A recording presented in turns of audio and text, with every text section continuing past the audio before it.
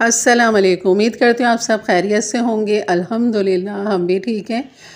और मैं यहाँ आपको बनाना सिखाऊंगी भिंडी गोश्त, और वो भी हैदराबादी स्टाइल में।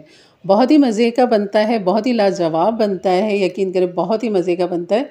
तो यही बेहतरीन सी रेसिपी चलिए आज आपके साथ शेयर करती हूँ, और बिल्कुल बनाइएगा। बहुत आसान है, बहुत कम चीज़ों के साथ, घर के मसालों के साथ ही बन जाता है। तो चलिए बनाना शुरू करते हैं हैदराबादी भिंडी गोश्त का सालन। तो यहाँ पर हम सबसे पहले डाल देंगे सरसों का तेल, तकरीबन हाफ़ कप से थोड़ा सा ज़्यादा है। और यहाँ पर ले लेंगे 3 दरमियाने साइज़ की प्याज हैं ये, जिसे हमने बारीक चॉप कर लिया है। आप इसे रफली कटिंग भी कर सकते हैं, लेकिन ये है कि ये जल्दी घुल जाती है। इस तरह की बारीक कटिंग होने की वजह से जल्दी घुल जाती है। तो यहाँ पर सबसे पहले हमने प्याज को खूब अच्छा सा यहाँ पर मिक्स करना है, फ्राई करना है, ताकि इसका जो कच्चापन है वो यहाँ पर दूर हो जाए।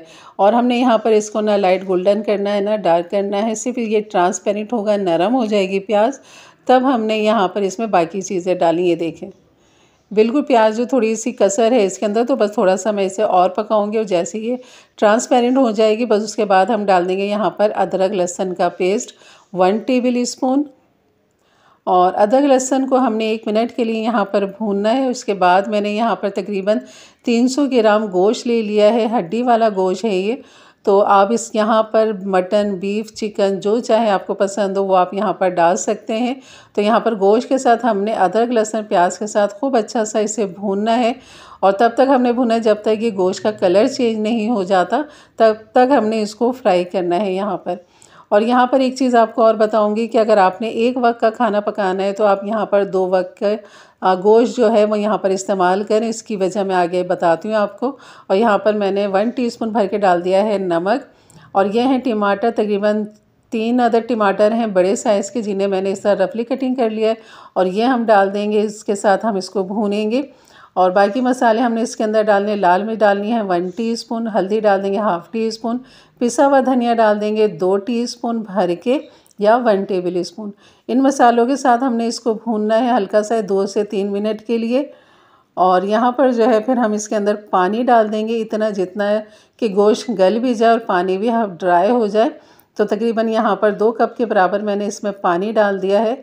और इसको जैसे ही उबाल आएगा तो मैं हल्की आंच पे इसे पकने के लिए रख दूँगी, ताकि गोश्त खूब अच्छा सा हल्की आंच पे जल्दी गल जाता है। अगर तेज़ आंच पे पकाएंगे तो पानी ड्राई हो जाएगा और गोश्त आपका कच्चा रहेगा। तो यहाँ पर मैंने कुछ इमली के दाने हैं, जो मैंने 7 से 8-9 दाने हैं, जिन्हें थोड़े से पानी के साथ भिगो दिया है। तो जब तक गोश्त गलता है यहाँ पर हम भिंडी की फ्राई कर लेते हैं। यहाँ पर ये देखें, भिंडी को पहले आप लेकर आते हैं तो सबसे पहले आप उसे धो लें, फिर उसके बाद आपने इसके ये किनारे काट देने हैं दोनों तरफ से, और इसको ड्राई कर लेना है बिल्कुल। जैसे कि आपको पानी बिल्कुल नज़र नहीं आ रहा है इसमें, तो आपने फिर यहाँ पर इसको फ्राई कर लेना है। अब तो थोड़े से ऑयल के साथ, यानी कि 2 से 3 टेबल स्पून ऑयल के साथ आप भिंडी को इस तरह फ्राई कर लें। और आपने तब तक फ्राई करना है जब तक भिंडी में एक अच्छा सा मार्क नहीं आ जाता, जैसे कि ये आपको नज़र आ रहा है। तो जब तक इस तरह सा हल्का सा मार्क आ जाए तब आपने भिंडी को बस डन कर देना है, चूल्हा बंद कर देना है। और इसका रंग जो है हरा हरा सा जो है भिंडी का, वो बिल्कुल बाकी है, तो आपने ज़्यादा इसको कलर नहीं देना। तो यहाँ पर गोश्त भी है बस अपनी भुनाई की तरफ आ चुका है, इसमें गलावट भी आ चुकी है। तो चेक कर लेते हैं कि गोश्त कितना गल चुका है, इसका पानी भी खूब अच्छा सा ड्राई हो चुका है। तो यहाँ पर चेक कर लेते हैं। तो ये देखें बिल्कुल माशाल्लाह गल चुका है गोश्त। तो बस अब ये थोड़ा सा इसे यहाँ पर भूनेंगे अच्छा सा। और जो इसका पानी है ना, इसको हमने ड्राई करना है तब तक जब तक इसका रोगन ऊपर नहीं आ जाता। जैसे किनारों से रोगन आने लग जाता है तो समझे बस ये भुनाई इसकी हो चुकी है और ये रोगन सारा ऊपर आ चुका है। तो यहाँ पर फ्लेवर जायके के लिए मैं यहाँ पर डाल दूँगी दही। ये ऑप्शनल है, ज़रूरी नहीं है कि आप दही डालें। टमाटर जो हमने डाले हैं उससे भी बहुत अच्छा ये सालन बनता है। तो यहाँ पर दही अगर आप डालेंगे तो फेंट के डालिएगा। मैंने चमचे की मदद से उसे खूब अच्छा सा मिक्स कर लिया दही का, ताकि उसके मोटे मोटे जो चंक्स हैं ना वो ना बने, तो वो गुठलियाँ सी बन जाती, फिर वो शोरबे वाले सालन में अच्छी नहीं लगती। तो आप जब भी डालें तो फेंट के डालें, या फिर मेरी तरह जिस तरह मैंने डाला है तो फ़ौरन ही मैंने पहले उसको मिक्स किया है दही को, उसके बाद फिर मैंने सब तरफ इसको मिक्स कर दिया। तो इस तरह कर सकते हैं। अब यहाँ पर इसके अंदर हम डाल देंगे पिसा हुआ गरम मसाला 1 टीस्पून डाल देंगे। ये मेरा होममेड गरम मसाला है, इसकी रेसिपी भी मेरे चैनल पे मौजूद है। बहुत ही खुशबू और जायके वाला ये गरम मसाला है। तो बस यहाँ पर देखें अब इसका रोगन खूब अच्छा सा आ चुका है, भुनाई हो चुकी है। अब ये चीज़ जो मैंने आपको शुरू में बतानी थी वो बताई थी कि आपने एक वक्त का खाना के लिए भुनाई गोश्त की आपने 2 वक्त का गोश्त ले लेना है। यानी कि इस तरह ये एक ही दफ़ा की आपकी मेहनत हो गई। इसमें से जो है हम आधा गोश्त जो है वो निकाल लेंगे, मसाला भी आधा निकाल लेंगे, गोश्त भी आधा निकाल लेंगे। जितना आपको ज़रूरत है इतना आप यहाँ पर हंडिया में अपना गोश्त और शोरबा रखें, सॉरी मसाला रखें, और बाकी जो है आप निकाल लें। वो जो आपने निकाला है ये आपका हो गया शॉर्टकट कि जब आपको कोई सब्ज़ी बनानी हो गोश्त के साथ, आलू गोश्त बनाना हो या फिर लौकी गोश्त बनाना हो या कोई भी सब्ज़ी आपने डालनी है, तो ये आपके पास बेहतरीन मसाला गोश्त भुना हुआ तैयार है।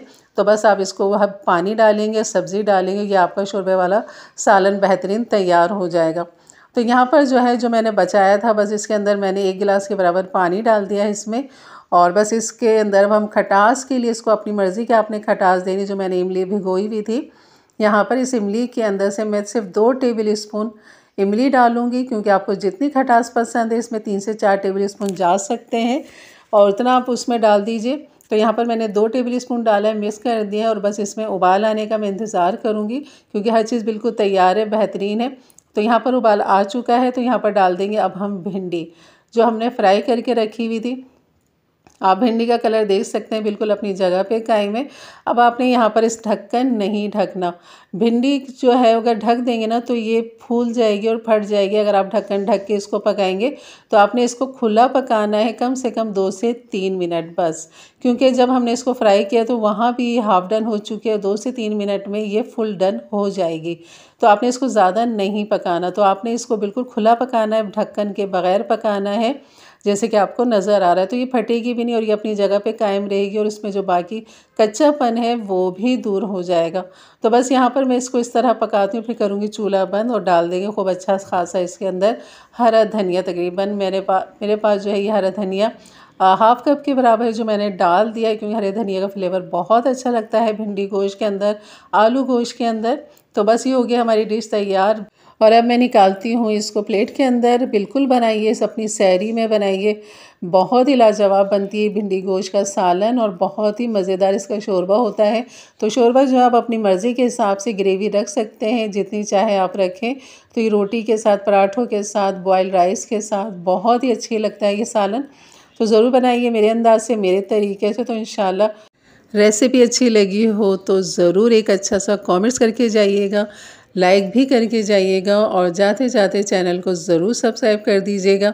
तो इंशाल्लाह मिलते हैं फिर एक अच्छी नई रेसिपी के साथ। तब तक के लिए इजाज़त दें, अपना बहुत सारा ख्याल रखें, दुआ में याद रखें। अल्लाह हाफ़िज़।